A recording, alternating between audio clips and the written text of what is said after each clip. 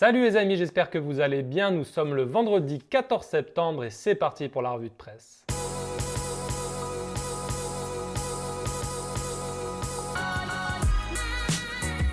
Et on commence cette revue de presse par la version 2.0 de Neymar Junior qui s'affiche en une du quotidien L'Équipe aujourd'hui avant le match entre le PSG et Saint-Etienne à partir de 20h45.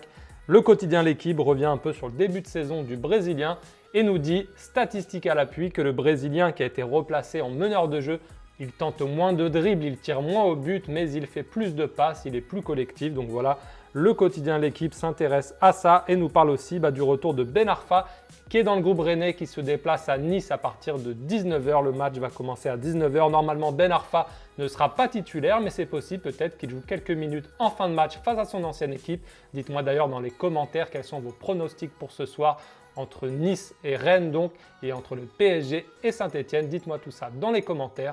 Direction désormais l'Espagne où Nasser Al-Khelaifi fait la une du quotidien madrilène Marca. Le président du PSG a accordé un entretien à Marca et évoque plusieurs sujets dont notamment l'intérêt supposé du Real Madrid pour Neymar Junior.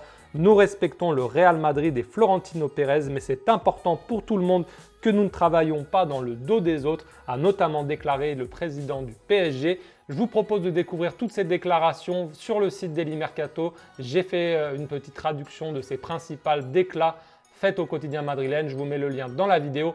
On reste à Madrid où le quotidien AS fait lui sa une sur Gareth Bale qui fête aujourd'hui ses 5 ans au Real Madrid. Il y a 5 ans, il débutait son premier match avec le Real Madrid.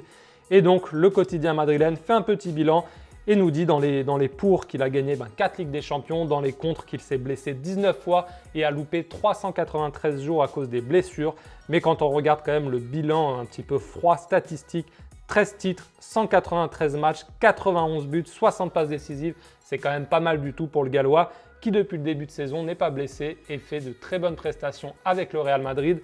Le quotidien AS revient aussi, regardez en haut de sa une, sur cette possible décision de la FIFA qui voudrait encadrer les prêts de joueurs et les limiter à 8 par club. L'Atalanta a 77 joueurs prêtés, le Chelsea plus de 40 joueurs.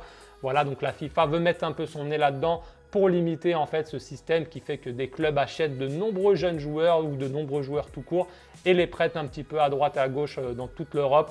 Voilà, la FIFA veut limiter ça. Et c'est possible que dans les mois ou les années à venir, les clubs soient limités à 8 prêts. Je trouve que c'est une bonne chose. Dites-moi dans les commentaires ce que vous en pensez. On file maintenant au Portugal où l'agent d'Hector Herrera a répondu à la rumeur d'une réunion entre son joueur et Lopetegui, l'entraîneur du Real Madrid. Il a dit « Cette histoire de la réunion avec Lopetegui est complètement fausse, elle n'a jamais existé ».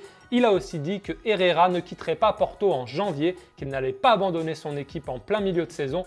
Mais donc il est libre l'été prochain, donc si Herrera ne prolonge pas d'ici juin prochain, il pourra partir gratuitement. Par contre, son agent assure qu'il ne partira pas au mercato de janvier, comme c'était une possibilité, puisqu'il peut aussi partir en janvier pour quelques millions d'euros.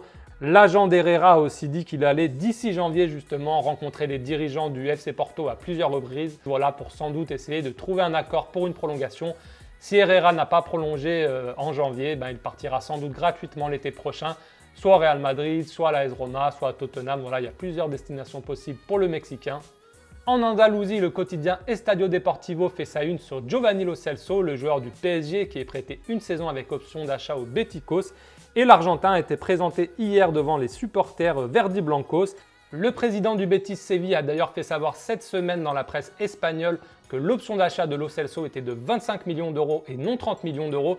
Il a aussi précisé, et c'est important, que si le Betis se qualifie pour une Coupe d'Europe à la fin de la saison, cette option d'achat deviendra obligatoire. Donc le Betis devra absolument payer cette somme de 25 millions d'euros. Si le Betis ne se qualifie pas pour une Coupe d'Europe, cette option est optionnelle. Il pourra donc soit la lever ou non. Mais en tout cas, voilà, l'avenir de Lo Celso semble s'écrire en tout cas loin de Paris. Dites-moi aussi dans les commentaires, on n'en avait pas trop discuté ensemble. Qu'est-ce que vous pensez de ce choix du PSG de se séparer de Lo Celso? Un choix qui a un petit peu surpris les supporters parisiens, certains du moins. Voilà, dites-moi dans les commentaires, est-ce que vous êtes déçus pour le PSG que Lo Celso soit parti en prêt avec option d'achat ou non? Voilà, dites-moi tout ça. Et on termine enfin cette revue de presse en Angleterre où les tabloïds font encore leur une sur Hugo Lloris, puisque Hugo Lloris, vous savez, a été condamné avant-hier à 20 mois de suspension de permis et 56 000 euros d'amende pour sa conduite en état d'ivresse à la fin du mois d'août. Son club de Tottenham lui a aussi mis une amende de 2 semaines de salaire. Et hier, Mauricio Pochettino était en conférence de presse avant le match de ce week-end face à Liverpool et il a dit que Hugo Lloris s'était excusé, qu'il était désolé et qu'il allait quand même lui laisser le brassard de capitaine à son retour de blessure. Nous n'allons pas nous prendre pour Dieu, a notamment déclaré l'Argentin qui a dit que Lloris était déjà désolé, qu'il s'était excusé et que lui, il avait accepté ses excuses. Voilà les amis, c'est tout pour cette revue de presse du jour. J'ai aussi testé la démo de FIFA 19 hier soir très tard. Je suis en train d'uploader la vidéo, ça prend un peu de temps puisque la vidéo est un petit peu longue.